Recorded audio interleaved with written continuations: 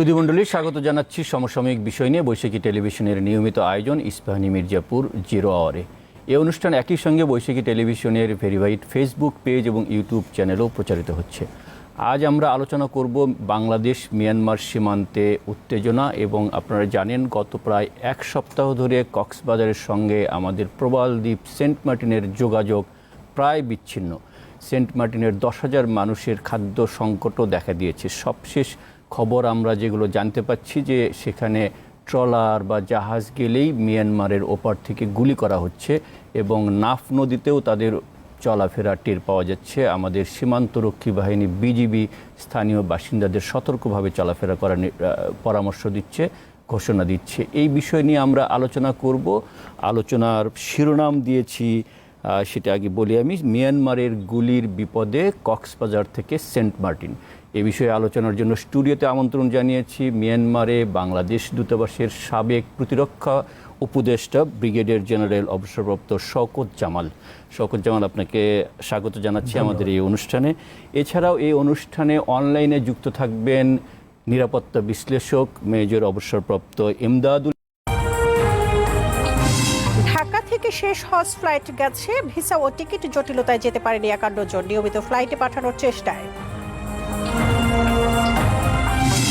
ঢাকায় কিছু বিত্তশালীর মধ্যে উট কোরবানি দেওয়ার আগ্রহ বাড়ছে। গাবতলী হাটে এক একটি উটের দাম 26 থেকে 28 লাখ টাকা যাচ্ছে। গ্রামীণ টেলিকমের শ্রমিকদের মামলায় ডক্টর ইউনূস সহ 14 জনের বিচার শুরু। 15 জুলাই থেকে সাক্ষ্য গ্রহণ। ইউনূসের বক্তব্যের সমালোচনায় আইনমন্ত্রী। এবং টি-20 বিশ্বকাপ ক্রিকেটের সুপার 8-এ উঠেছে অস্ট্রেলিয়া ও দক্ষিণ আফ্রিকা। চমক জাগানো আমেরিকাকে 110 রানে বেঁধে ব্যাটিংয়ে ভারত। বিভিন্ন ধরনের খবর আছে, শিরোনামে সেগুলো দেখছিলাম। তবে আমরা আলোচনা করব মিয়ানমারের গুলির বিপদে কক্সবাজার থেকে সেন্ট মার্টিন। শুরুতে যেটি বলেছে, গত এক সপ্তাহ ধরেই সেন্ট মার্টিন যোগাযোগ বিচ্ছিন্ন হয়েছে। আমরা সবশেষ সেখানকার খবরটা একটু জানতে চাই। মোহাম্মদ আলী জিন্নাত, কক্সবাজারের সিনিয়র সাংবাদিক, তিনি অনলাইনে যুক্ত আছেন বলেছি। মোহাম্মদ আলী জিন্নাত, আজকে সবশেষ কি অবস্থা? আমরা যেটি ঢাকা থেকে জানতে পেরেছি, শুনেছি যে নাফ নদীতেও মিয়ানমারের যুদ্ধ জাহাজ দেখা গেছে, এবং কক্সবাজার থেকে সেন্ট মার্টিনে যাওয়ার ট্রলারগুলোতে দেখলেই গুলি করা হচ্ছে। সেখানে কি অবস্থা? ধন্যবাদ সাইফুল ভাই। স্টুডিওতে যিনি আছেন ব্রিগেডিয়ার জেনারেল অবসরপ্রাপ্ত শওকত জামান, এবং চট্টগ্রাম থেকে সংযুক্ত আছেন আমজাদ ভাই, সকলকে আমি শুভরাত জানাচ্ছি। আপনি যেটি বলেছিলেন সেটি নাফ নদীতে নয়, যে যুদ্ধজাহাজ দেখা গেছে সেটা হচ্ছে বাংলা চ্যানেল, অর্থাৎ আমাদের ওখানে একেবারে আপনার লংগেস্ট টিভিসের যে সর্বশেষ প্রান্ত টেকনাফের বদর মুকাম, ওখান থেকে সেন্ট মার্টিন পর্যন্ত যে চ্যানেলটি আছে এটাকে বাংলা চ্যানেল বলে। ওখানকার মিয়ানমারের জলসীমার কাছাকাছি যুদ্ধজাহাজগুলো দেখা গেছে, এবং আমাদের যারা সীমান্তরক্ষী আছে তারাও সতর্ক অবস্থানে ছিল। সর্বশেষ যে কথাটি সেটি হচ্ছে আপনি যথার্থই বলেছেন, সেন্ট মার্টিনে এখন প্রায় 10 থেকে 11,000 মানুষের বসবাস। সেখানে শুধু খাদ্য নয়, নিত্য প্রয়োজনীয় ভোগ্যপণ্য তো বটেই, এমনকি ঔষধের সংকটও দেখা দিয়েছে। আমার কাছে ছবি আছে যে সেখানে প্রায় 120টির দোকান ভোগ্যপণ্যের অভাবে বন্ধ হয়ে গেছে। সর্বশেষ কক্সবাজার জেলা প্রশাসন এর পক্ষ থেকে অতিরিক্ত জেলা ম্যাজিস্ট্রেট ইয়ামিন হোসেন আমাদেরকে আজ রাতে জানিয়েছেন, ইয়ামিন হোসেন জানিয়েছেন যে সেন্ট মার্টিনে যে নিত্য প্রয়োজনীয় ভোগ্যপণ্য এবং ওষুধের যে সমস্যা দেখা দিয়েছে, সংকট দেখা দিয়েছে, সেটা যাতে খুব ভয়াবহ পর্যায়ে না যায় সেজন্য শুক্রবার থেকে আপনার বিকল্প পথে সেখানে খাদ্যশস্য পৌঁছানোর জন্য, অর্থাৎ ট্রলার যাতায়াতের জন্য জেলা প্রশাসন সিদ্ধান্ত গ্রহণ করেছে। অর্থাৎ কক্সবাজার জেলা শহরের উত্তর নিরিয়াছটায় যে BIWTA ঘাট রয়েছে, সেখান থেকে আপনার এই নিত্য প্রয়োজনীয় ভোগ্যপণ্য বহন করে সমুদ্র থেকে সেন্ট মার্টিনে সেখানে ট্রলারগুলো নিয়ে যাওয়ার জন্য একটি বিকল্প ব্যবস্থা গ্রহণ করেছে প্রশাসন।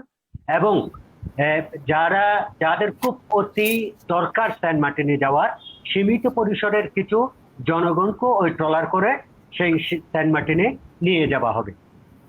আর সর্বশেষ যে ঘটনাটি সেটা হচ্ছে আপনার টেকনাফ উপজেলার একেবারে মূল ভূখণ্ডের দক্ষিণ প্রান্ত হচ্ছে সাবরাং ইউনিয়নের শাহপুরী দ্বীপ। সেই শাহপুরী দ্বীপের একেবারে সর্বশেষ সাগর প্রান্তটির নাম হচ্ছে গোলার টেক। সেখানে 5টি ট্রলার আজকে 1 সপ্তাহ যাবৎ মানে নিরাপত্তার অভাবে টেকনাফ যেতে পারছে না, সেন্ট মার্টিন যেতে পারছে না। সেই ট্রলার গুলো তো নিত্যপণ্য খাদ্য পণ্য ভর্তি আছে, ওষুধপত্র ভর্তি আছে, সেগুলোকে বিশেষ ব্যবস্থায় আগামীকাল বৃহস্পতিবার সেন্ট মার্টিনে নিয়ে যাওয়া হবে। এই হতে সর্বশেষ পরিস্থিতি। জি, আর ধন্যবাদ। আরো ধন্যবাদ মোহাম্মদ আলী জিন্নাত। আমি আপনার কাছে আরো যে তথ্য আছে সেটা শুনবো একটু পরে। আসলে আপনি এখন পর্যন্ত যে তথ্যগুলো দিলেন সেটি জনকী। একটি হলো একেবারেই যাচ্ছেন এবং বিকল্প পথ খোঁজা হচ্ছে। আমি সেই বিষয়টা আলোচনা করবো। ব্রিগেডিয়ার যে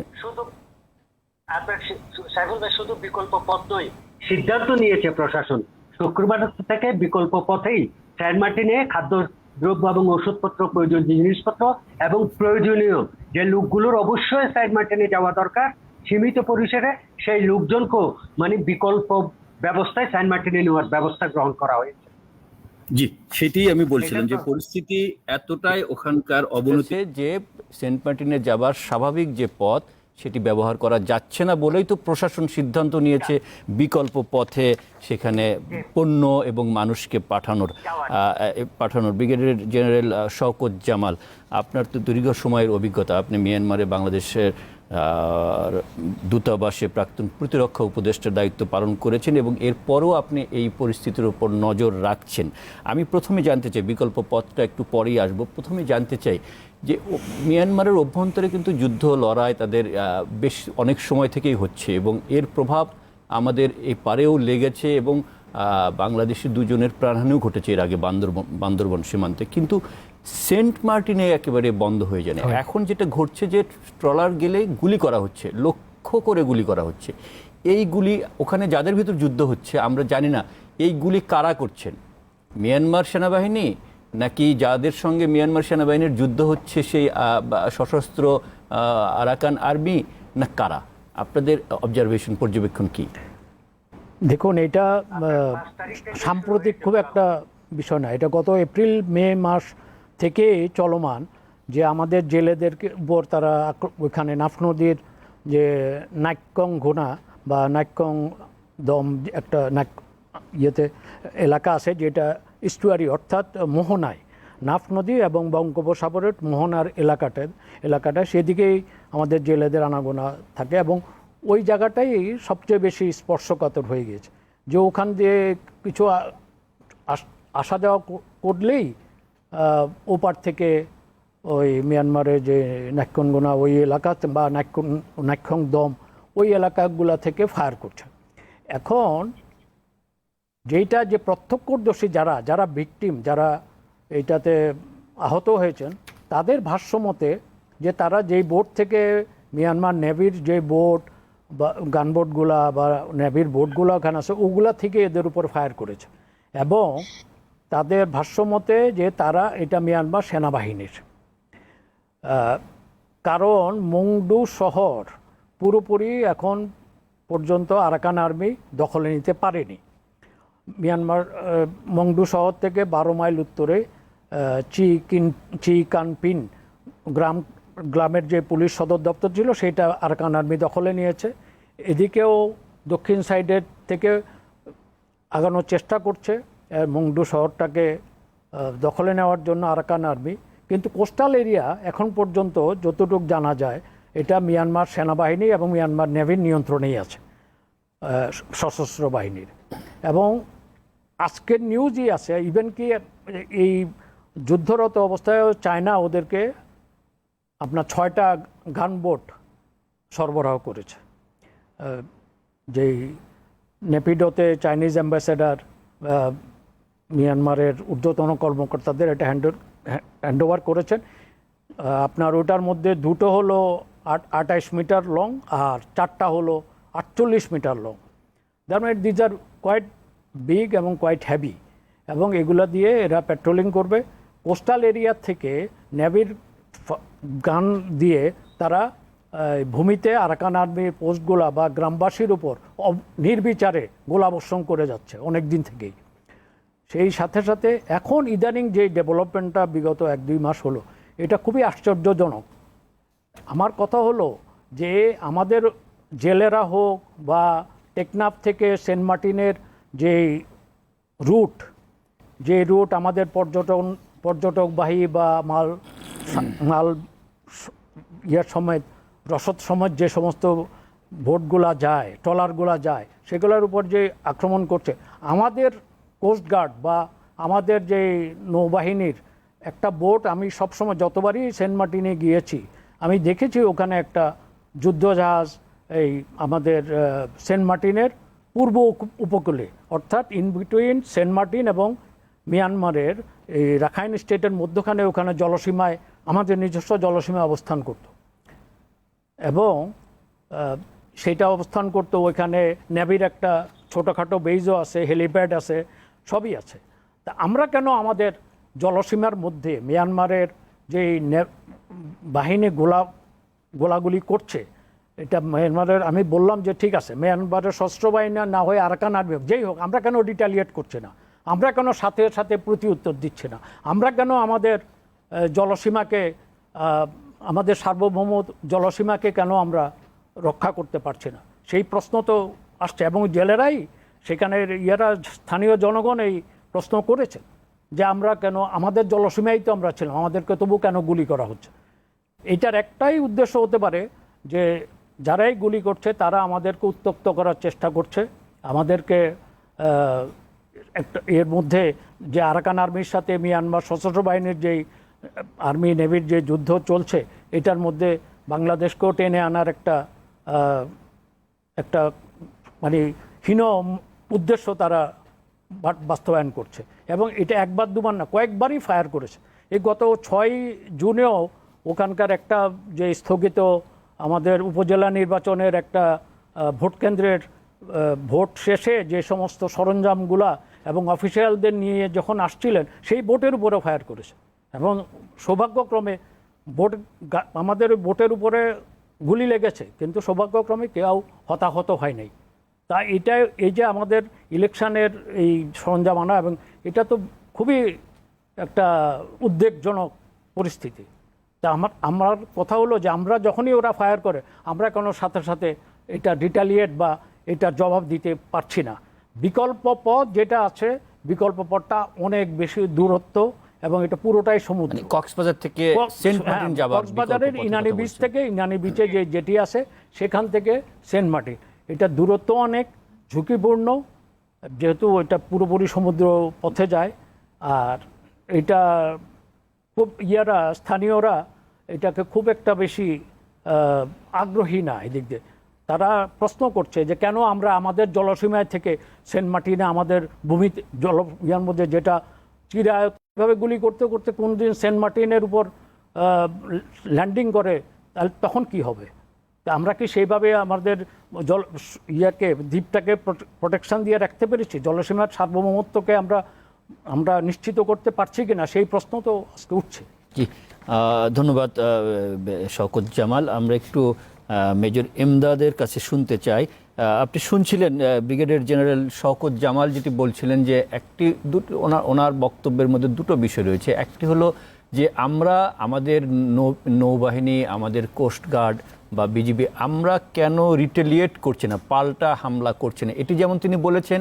আবার একই সঙ্গে বলেছেন যে মিয়ানমারের অভ্যন্তরীণ এই যুদ্ধে বাংলাদেশকে জড়ানোর জন্য একটা অপচেষ্টা, হীনচেষ্টা আগে থেকেই ছিল, সেটাও এটা হতে পারে যে উত্তক্ত করা হচ্ছে। এই অবস্থায় বাংলাদেশ নেভি বা বাংলাদেশ নিরাপত্তা বাহিনী, যারা সীমান্তরক্ষী বাহিনী, কোস্টগার্ড, তাদের কি করণীয় এই মুহূর্তে? আমাদের যে সেন্ট মার্টিনের সাধারণ নাগরিকদের সেভ করা এবং তাদের অবাধ চলাচল, আমাদের জলসীমা ব্যবহার করে চলাচলকে কিভাবে নিরাপদ করা যাবে? মেজর এমদাদ। ধন্যবাদ। এখানে বেশ কয়েকটি বিষয় আছে। আমরা যে বিষয়টাকে আজকে আলোচ্য বিষয় হিসেবে নিয়েছি, সেটাকে যদি আমরা যথার্থভাবে আলোচনা করতে চাই, তাহলে প্রথমত আমাদের এটা ধরে নিতেই হবে এবং এটা স্বতঃসিদ্ধ যে এটা একটা এই অঞ্চলটা অশান্ত এবং সেখানে পারস্পরিক মিয়ানমারের দুটি গ্রুপ যুদ্ধে লিপ্ত, তার মধ্যে মিয়ানমার সেনাবাহিনী এবং আরাকান আর্মি। এবং যে অঞ্চলের কথা আমরা এখন আলোচনা করছি সেখানে আরাকান আর্মির এখন চলাচল, এবং সেখানে আরো একটা জিনিস আছে, সেটা হচ্ছে ভূ রাজনৈতিকভাবে দুটি শক্তি সেখানে এখন পারস্পরিক মুখোমুখি, এবং দুটি শক্তি সেখানে পারস্পরিক যে প্রভাব বিস্তারের জন্য একটা মরিয়া হয়ে প্রচেষ্টা সেখানে আছে। এক।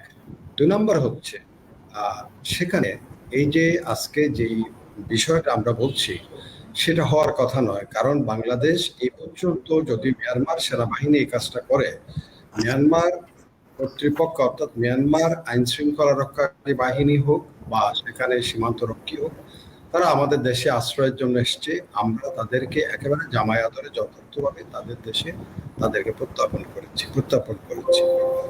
তারা রিপ্যাট্রিয়েটেড হয়েছে। তো সেটা it's a very good gesture for the two countries.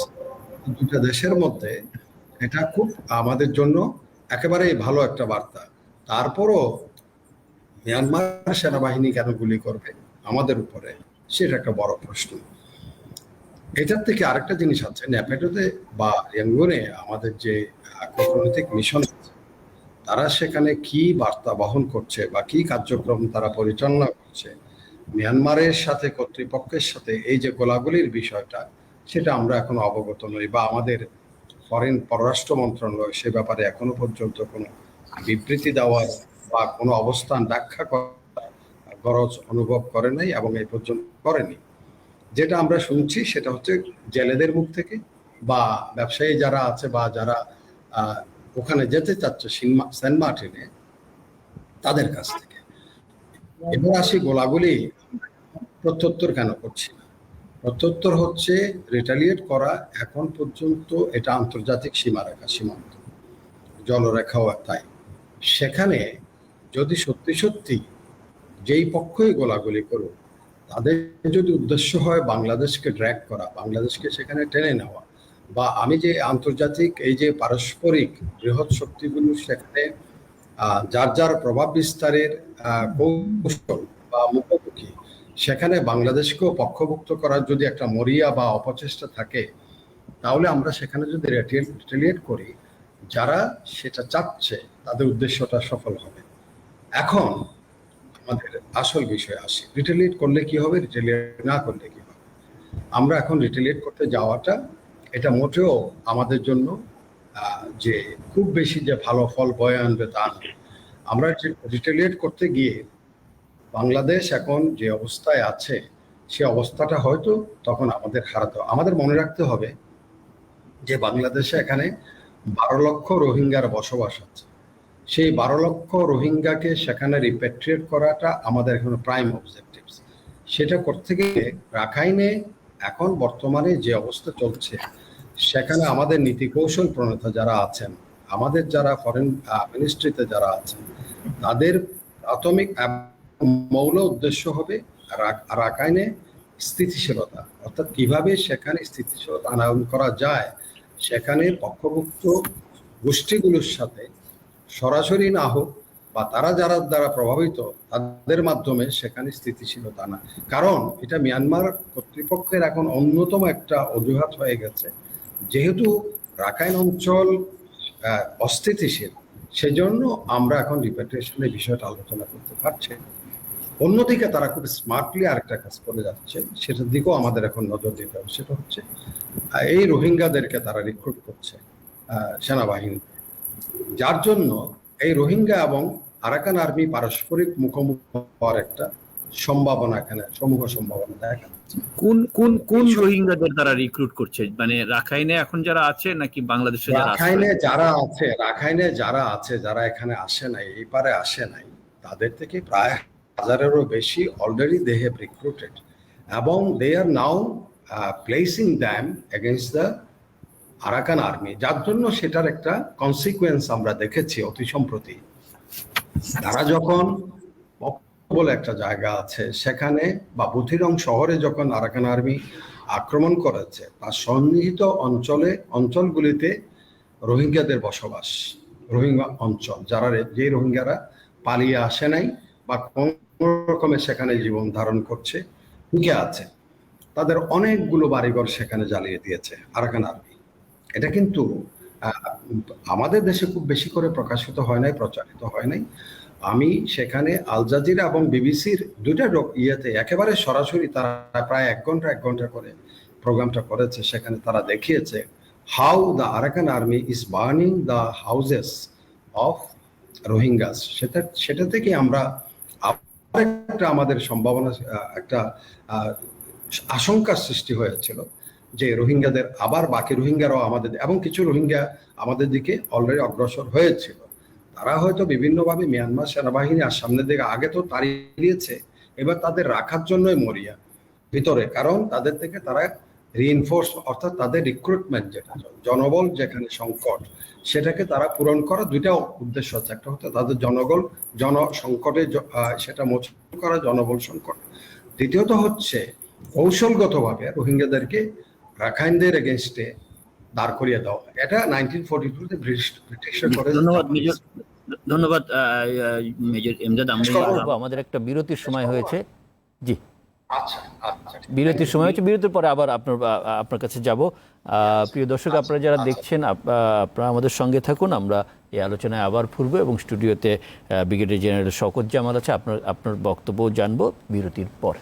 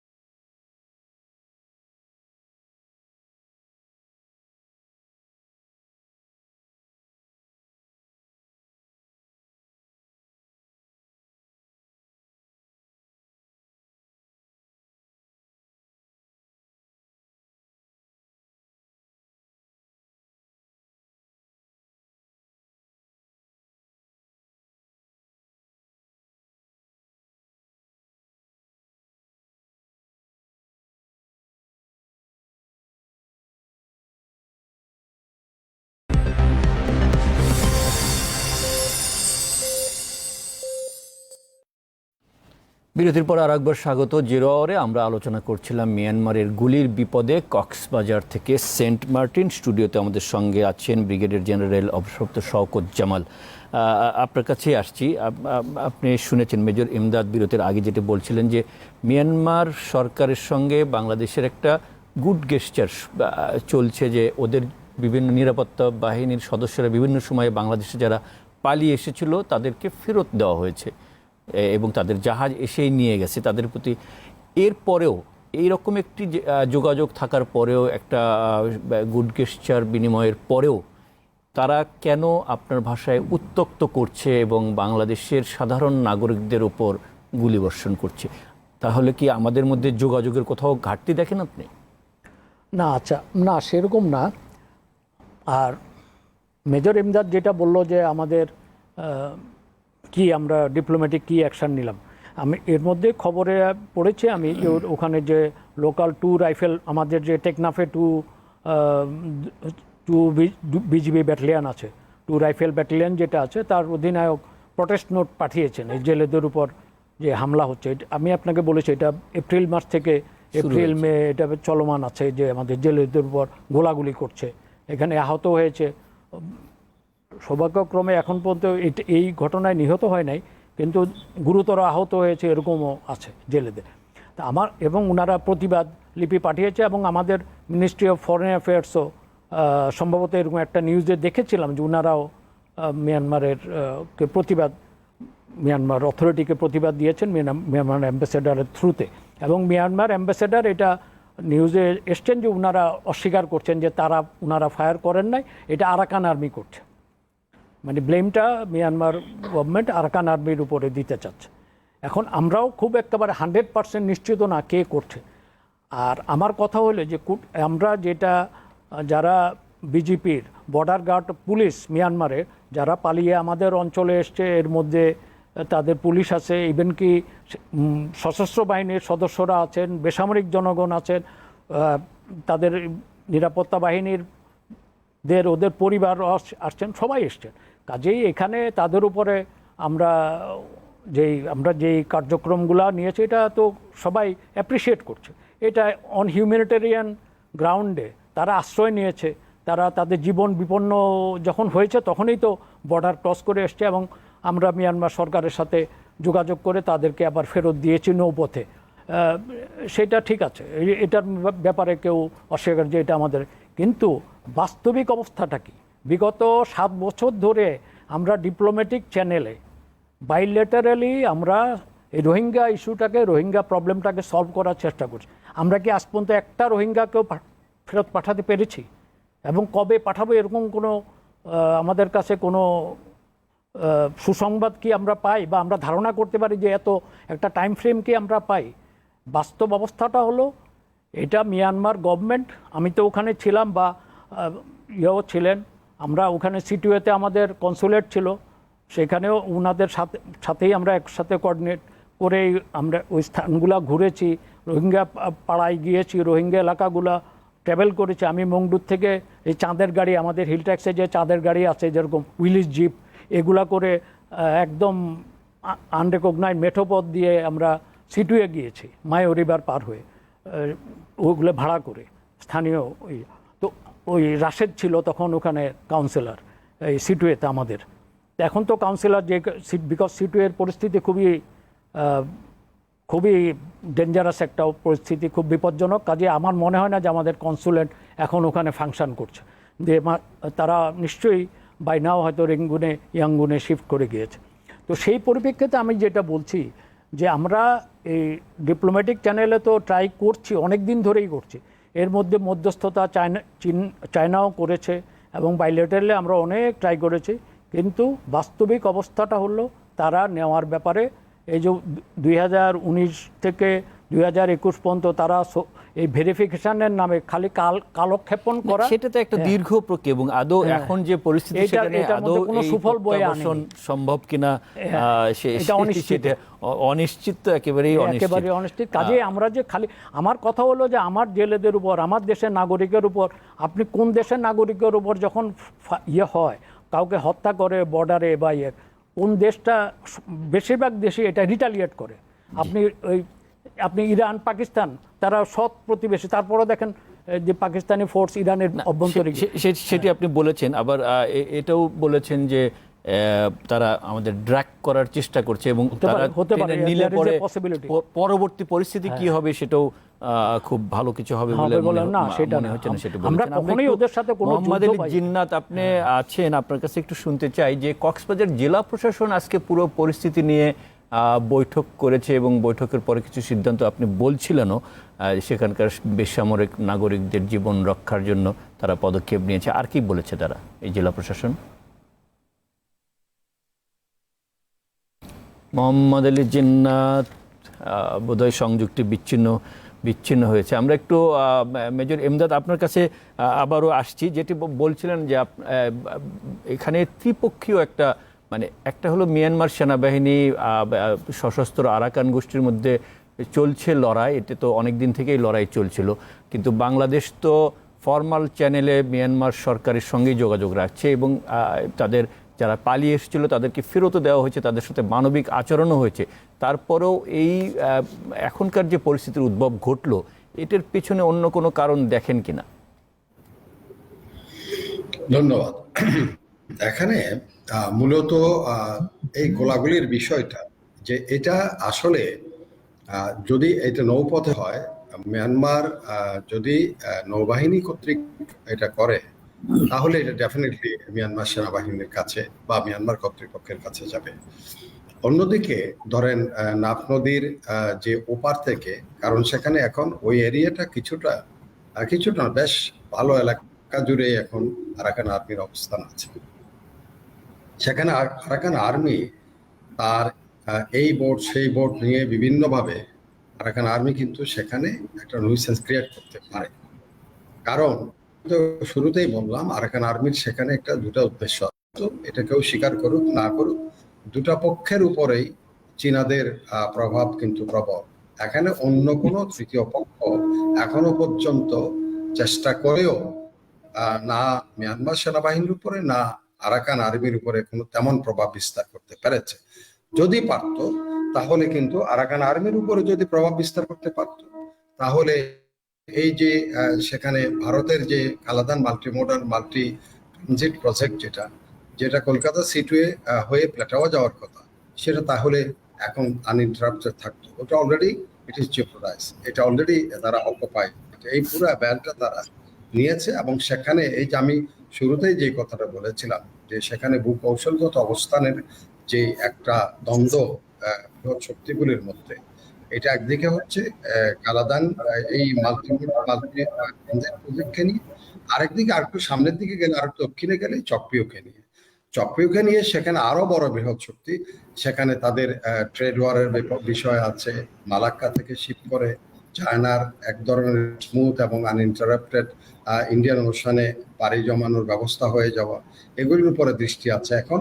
সেজন্য নানা ধরনের শক্তি এখানে জড়িত হয়ে এটা ইন্ধন যোগাবে যে বাংলাদেশকেও সেখানে।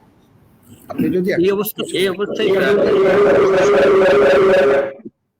একটু বলি, গত দেড় সপ্তাহ আগে আমাদের মাননীয় প্রধানমন্ত্রী কোন ধরনের রাগ ডাক না করেই একটা কথা বলেছেন যে ইস্তিমুরের মতো আমাদের এই দক্ষিণ পূর্ব অঞ্চলেও একটা খ্রিস্টান রাষ্ট্র, এইগুলি হচ্ছে হিডেন, ওখানে অনেকগুলো স্ট্রিম আছে যেগুলো আমরা খুব সহজে আমাদের এই যে মিডিয়াতে আমরা সামনে আনতে চাচ্ছি না। But I must thanks hour honourable prime minister, উনি এটা সামনে এনে দিয়েছেন, যার জন্য ভারতে এখন তোলপাড় হচ্ছে, আলাপ আলোচনা হচ্ছে, প্রচন্ড আলোচনা হচ্ছে। ইভেন কি আমি কোনো ভারতীয় পত্রিকায় দেখেছি সেখানে বলা হয়েছে how and why Bangladesh prime minister is scaring ইন্ডিয়াকে কেন ভয় দেখানো হচ্ছে। আসলে এটি ইন্ডিয়াকে ভয় দেখানো হচ্ছে না, এটা আমাদের সবারের উপরে এক ধরনের আশঙ্কা, এখানে আশঙ্কার বা জিও পলিটিক্সের কালো ম্যাঘ আমাদের উপর উড়ে বেড়াচ্ছে। সেটার থেকে যে কোনো সময় আমাদের দক্ষিণ পূর্ব দিকে এক ধরনের ঝড় হতে পারে। সেটা আমরা আমাদের মিডিয়াতে খুব বেশি আলোচনায় আনি না, আমরা দুই চারটা গোলাগুলি নিয়ে খুব বেশি ব্যস্ত হয়ে যাই। যে যেমন এখন সেন্ট মার্টিন, আমি আসলেই জানি না যে এমন কোনো এটা অনেক সময় দেখা যায় যে একেবারেই আমরা অনেক কিছু অতিরঞ্জন করে ফেলি এবং এটা স্বভাবও আছে যে দূর থেকে একটা গোলার শব্দ শুনে, যেমন বহুদিন থেকে শুনি। আমারে বিবিসির সাংবাদিক প্রশ্ন করেছেন 82% landmass is already occupied by the rebels. তাহলে তো আমি বললাম তাহলে ওখানে তাদেরকে বলেন একটা পতাকা তুলে সরকার করে ফেলুক, তাহলে মিয়ানমার সরকার তো আর নাই, ওখানে মিয়ানমার সেনাবাহিনী তো আর নাই। বিবিসির মতো অথেন্টিক একটা মিডিয়া বলছে 82% জায়গা নাকি অলরেডি বিদ্রোহীরা দখল করে ফেলছে। সেখানে বিদ্রোহী ফ্রন্ট লাইনে গিয়েও পরিস্থিতি পর্যবেক্ষণ করেছে, তারপরও এরকম সরজমিনের দরকার নেই, আমি একটু করে বলি। সেখানে এনইউজি যে আছে, তাহলে ন্যাশনাল ইউনিটি গভর্নমেন্ট তো সেখানে সরকার করে এতদিনে পিডিএফ যারা পিপলস ডেমোক্রেটিক ফোর্স তো ওখানে নেপিডিওতে দখল করে, রেঙ্গুনে দখল করে বসতো, তারপরে এখানে তো ম্যান্ডালয়, তারপরে আপনার শান স্ট্রিট, এদিকে এন হলো তাদের ওয়েস্টার্ন কমান্ড। জনাব ইমদাদ, আমার মনে হয় আমি আপনার কাছে আসি আরেকবার। আমাদের আরেকটা বিরতির সময় হয়েছে, আমি আবার আসবো। আপনার আরো অনেক লম্বা করে বলতে চাচ্ছেন, কিন্তু আমার একটা বিরতি নিতে হবে, বিরতির সময় হয়ে গেছে। স্টুডিওতে শওকত জামাল, আপনার কাছেও আপনার বক্তব্য শুনবো একটা বিরতির পরে। দর্শক আমাদের সঙ্গেই থাকুন।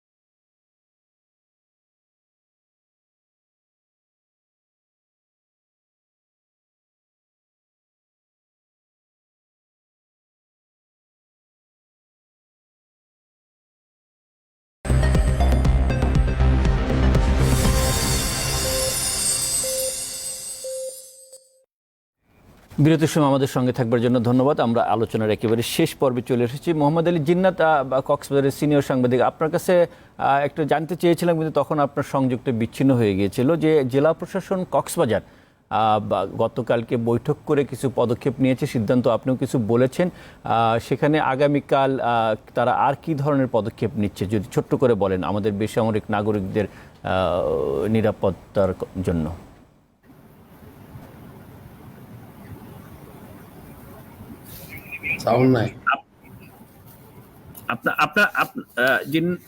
জিন্নাত ভাই, আপনার আনমিউট করতে হবে, আপনাকে আমরা শুনতে পাচ্ছি না। জি বল না, আমরা শুনতে পাচ্ছি না।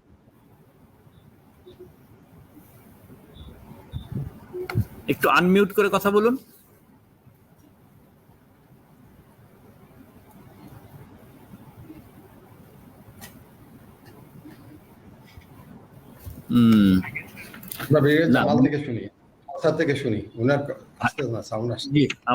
আমার মনে হয় যে মোহাম্মদ আলী জিন্নাতের সংযুক্তি কোনো কারণে সমস্যা হচ্ছে।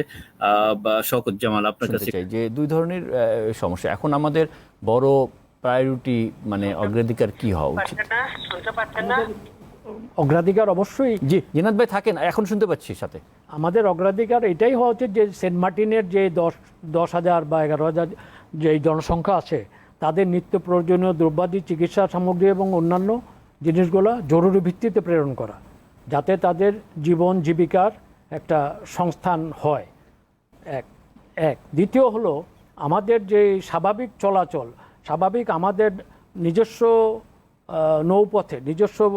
নৌপথের সীমানার ভিতর দিয়ে আমরা যে স্বাভাবিক চলাচল, এই চলাচলটা যত তাড়াতাড়ি রিস্টোর করা যায় নিরাপত্তার সাথে, উইথ প্রপার সিকিউরিটি, সেটাও আমাদেরকে যা যা করণীয় সব কিছুই করতে হবে। আমি কখনো বলি আমি যে ওরা ফায়ার করলে আমি রিটালিয়েট করতে বলেছি, আমি কখনো বলি না যে আমরা কখনো আগ্রাসী হব, কিন্তু আমাদের জেলেদের উপর, আমাদের দেশের জনগণের উপর তারা আক্রমণ করবে, এটার একটা মেসেজ দেওয়া উচিত যে তোমরা এইভাবে করলে একেবারে আমরা নিশ্চুপ বসে থাকবো না। উই মাস্ট শো পোস্টার, আমাদের একটা পোস্টার আমাদের দেখাতে হবে যে আমরাও আমাদের ভূখণ্ড রক্ষা করার মতো সামর্থ্য এবং আমাদের অতীব একটা ইচ্ছা আমাদের আছে যে আমাদের জনগণকে রক্ষা করা, আমাদের ভূখণ্ড রক্ষা করা, আমাদের নৌপথ চলাচলটাকে নির্বিঘ্ন রাখার। এই মেসেজটাও যেন তারা পায়, তার ভবিষ্যতে আর ফায়ার করার সাহস করবে না। না, আরেকটা জিনিস যেটি ওখানে তো যেটি মেজর এমদাদ বলছিলেন যে চায়না কিন্তু দুই পক্ষের সঙ্গে যোগাযোগ করছে। আমাদের কি এ ধরনের মানে ওখানকার এখন যে রাখাইন রাজ্যের যে অবস্থা, আরাকান আর্মি একটা বড় অঞ্চল জুড়ে তাদের উপস্থিতি নিশ্চিত করেছে, সেই অবস্থায় কি মিয়ানমার সরকারের সামরিক বাহিনীর সঙ্গে আমাদের যে কূটনৈতিক সম্পর্ক, এর বাইরে কোনোভাবে আরাকান আর্মির সঙ্গে যোগাযোগ এটা দেখেন, আমাদের যে যারা আরও এক্সপার্টরা আছেন এবং দেখেছেন, তারা কিন্তু এটা বলছেন যে ওরা তো একটা হলো আপনার আনকনভেনশনাল ফোর্স, তারা এখনও একটা ন্যাশনাল ইউনিটি গভর্নমেন্ট বলেন বা আরাকান আর্মি বলেন, এরা কিন্তু নন গভর্নমেন্ট প্লেয়ার, মানে এটা একটা টার্মিনোলজি, নন গভর্নমেন্ট প্লেয়ার। কাজে তাদের সাথে যোগাযোগ করতে হলে ইনফরমালি করতে হবে, ফর্মাল রিলেশন আপনি করা যাবে না এবং এটা গোপনেই করতে হবে। জি, অনেক ধন্যবাদ। মোহাম্মদ আলী জিন্নাত, কি শুনতে পাচ্ছেন এখন? জি ভাই, একদম আপনার কাছে কয়েকবারই আসার চেষ্টা করেছি। শেষ 1 মিনিট, যে কক্সবাজার জেলা প্রশাসন সেন্ট মার্টিনের বাসিন্দাদের জন্য কি করছেন, আগামীকাল আর কি করবেন? কিছু সিদ্ধান্তের কথা আপনি বলেছেন, আর কি করছেন? একেবারে এক লাইনে বলি যে সেন্ট মার্টিন তো বাংলাদেশেরই অংশ, বিশেষ করে কক্সবাজার জেলারই অংশ। আমরা সীমান্তবর্তী এলাকার লোকজন যারা বসবাস করি এবং সমগ্র কক্সবাজারবাসী, আমরা শান্তিতে নাই, আমরা অত্যন্ত বিচলিত, আমরা বেশি উদ্বিগ্ন অবস্থায় আছি। কারণ 2 সপ্তাহ আগে নাপ নদী থেকে 2 নৃতাত্ত্বিক জনগোষ্ঠীর যুবককে ধরে নিয়ে গেছে মিয়ানমারের সন্ত্রাসীরা। এখনো তাদের কোনো হদিস নাই। তাদের পরিবার সাংবাদিক সম্মেলন করে আকুতি জানিয়েছে তাদেরকে উদ্ধারের জন্য। আর আরেকটি সংশোধনী রাখতে চাই, শুধু আপনার ইনানি থেকে বিকল্প ব্যবস্থায় কালকে সার্ভিস বুট চলবে না, পরশুদিন থেকে কক্সবাজার জেলা সদর থেকেই চলবে। এটার দূরত্ব আরো অনেক বেশি। কক্সবাজার জেলা সদর থেকে এই সার্ভিসগুলো ভোগ্যপণ্য পরিবহন, ভোগ্যপণ্য নিয়ে আপনার সেন্ট মার্টিন যাবে বঙ্গোপসাগর পাড়ি দিয়ে। জি, অনেক ধন্যবাদ। মেজর এমদাদ, কি 1 মিনিট কোনো মন্তব্য করতে চান শেষ? না, আমি একেবারেই ব্রিগেডিয়ার শওকত জামালের সাথে একমত যে আমাদের দেশের যে জনগণ, তারা কোনো অবস্থাতে অন্য দেশের অশান্তির জন্য আমাদের দেশের মানুষ সাফার করুক, সেটা কেউ চাইবে না, আমরাও চাই না। এবং সেখানে যে স্থিতিশীলতা, শান্তি, নিরাপত্তা এগুলি করা, নিশ্চিত করা, এটা সরকার এবং ওখানে যারা কর্তৃপক্ষ আছে, আইন শৃঙ্খলা রক্ষাকারী বাহিনী বা ইভেন আমাদের কোস্টগার্ডও সেখানে একটা রোল প্লে করতে পারে, আমাদের নেভি আছে, নেভি একটা রোল প্লে করতে পারে। যদি ওই অঞ্চলে আমাদের এখন যদি নেভি এবং কোস্টগার্ডের অবস্থানটা যদি তাদেরকে জানান দেওয়া হয় যে এখানে বাংলাদেশ তাদের যথাযথ শক্তি নিয়ে এখানে অবস্থান করছে, এইটা তারা এখানে এমনি বসে নাই, এটা হচ্ছে ডেটারেন্ট এফেক্ট। আমরা বলি যেটাকে প্রতিরোধ থেকে প্রতিকার, আগের থেকে এক ধরনের ব্যবস্থা সৃষ্টি করা, সেটা করা যেতে পারে। একই সাথে ডিপ্লোম্যাটিক আমাদেরকে আরো বেশি করে অ্যাক্টিভিটিসটা বাড়াতে হবে ন্যাপিডোতে, যে এই ধরনের তারা যে আছে, ইভেন কি এটা মিয়ানমার যদি অন্য পক্ষও করে থাকে, মিয়ানমার নৌবাহিনী বা তাদের যে ওখানে সেনাবাহিনী আছে, তাদের দায়িত্ব এই ধরনের হটকারী কেউ যেন কাণ্ড তারা করলে তারাও যেন এটা থেকে বিবৃত থাকে। জি, অনেক ধন্যবাদ মেজর ইমদাদুল ইসলাম এবং কক্সবাজারের সিনিয়র সাংবাদিক মোহাম্মদ আলী জিন্নাত, আপনাদের দুজনকে আমাদের সঙ্গে অনলাইনে যুক্ত থাকবার জন্য।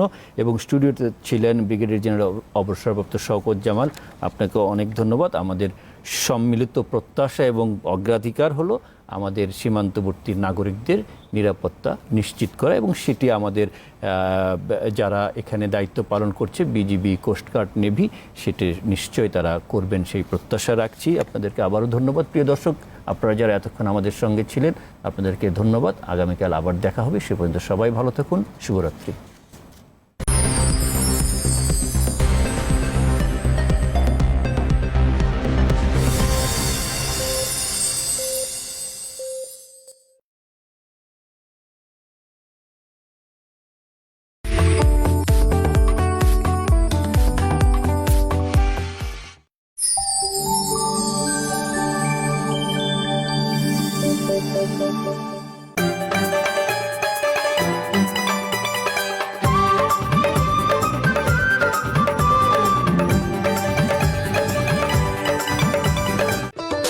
ঠিক আছে? পাউন্ডার মাইখা শরীরটা ক্যারাম বোর্ড বানাই ফেলাইছো। আর প্যান্টাই খুলে যা। প্যান্ডেল? আমি জানা এটা। আমি কি বউ নিয়ে বেরিয়েছি না বিরাদির ত্যাগ নিয়ে বেরিয়েছি? তোর চলাফেরা এখনো সেই গ্রামের মেয়েদের মতো। স্মার্ট হ আপা।